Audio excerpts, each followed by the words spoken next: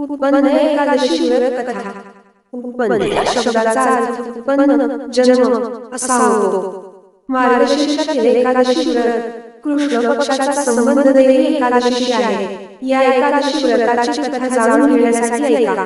प्रत्येक एकादशी तिथीला विशिष्ट नाव असते आणि या प्रत्येक दिवशी भगवान विष्णूचे भक्त दिवसभर उपवास ठेवतात आणि दुसऱ्या दिवशी तो मोडतात. मार्गशीर्ष कृष्ण पक्षातील एकादशीला उत्पन्न एकादशी असे संबोधले जाते आणि हे थेट स्त्री शक्तीच्या उदयाशी संबंधित आहे, ज्याला नंतर एकादशी असे नाव देण्यात आले. यावर्षी एकादशी व्रत नोव्हेंबर 26 तसेच नोव्हेंबर 27 रोजी साजरे केले जाणार आहे. व्रताच्या दिवशी भक्तपूजा करून व्रत कथा वाचतो. उत्पन्न एकादशी व्रत कथा जाणून घेण्यासाठी ऐका. उत्पन्न एकादशी कथा. उत्पन्न या शब्दाचा अर्थ उत्पन्न जन्म असा होतो आणि वर म्हणल्याप्रमाणे ही एकादशी व्रत कथा स्त्री शक्तीशी निगडीत आहे. कथा कशी उलगडते ते येथे आहे. मार्गशीर्ष महिन्यातील कृष्ण पक्षातील एकादशी तिथीला व्रत पाळण्याचे महत्त्व पांडवराजा युधिष्ठिराला जाणून घ्यायचे होते. म्हणून भगवान श्रीकृष्णाने या दिवशी अस्तित्वात आलेल्या एकादशीची कथा सांगितली. भगवान श्रीकृष्ण म्हणाले की सत्ययुगात मुरा नावाचा राक्षस राहत होता, ज्याने स्वर्गलोक, पृथ्वीलोक आणि पाताळलोक या तिन्ही लोकांमध्ये कहर केला होता.